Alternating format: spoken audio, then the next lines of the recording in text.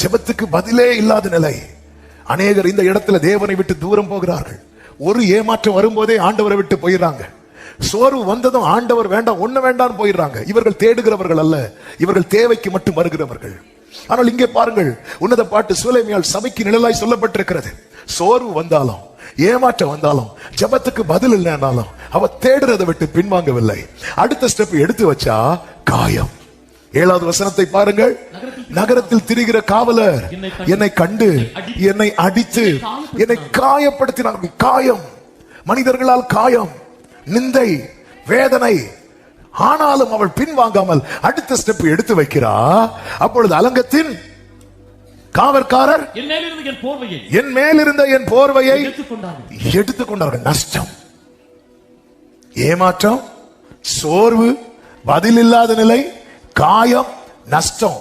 எவ்வளவு ஒரு மனுஷன் பின்வாங்கிறதற்கு இதுல ஒன்று போதுமே, இதுல ஒன்று போதுமே. எங்க கூட ஆராதிக்கிறவங்களால ஒரு கசப்பு ஏற்பட்டாலே சர்ச்சுக்கு வராம இருக்கிறோம்ல,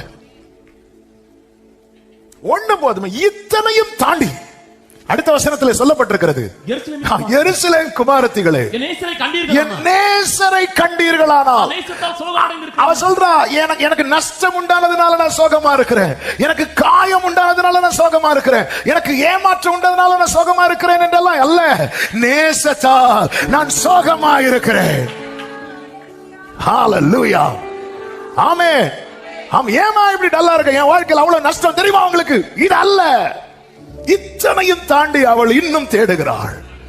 ஓ, இதுக்கு மேல அவருக்கு மறைஞ்சிருக்க முடியும் நினைக்கிறீங்க? 6வது அதிகாரத்துல ஆண்டவர் சொல்றாரு, ஆமென், 5வது வசனத்துல, ஓ உன் கண்களை என்னை விட்டு திருப்பு, அவைகள் என்னை வென்றது. Glory, ஓ ஜீசஸ். யார் அவளுடைய கண்கள் வென்றது தெரியுமா?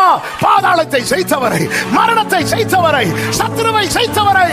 தேடுகிறவர்கள் ஜெயிக்கிறாங்க.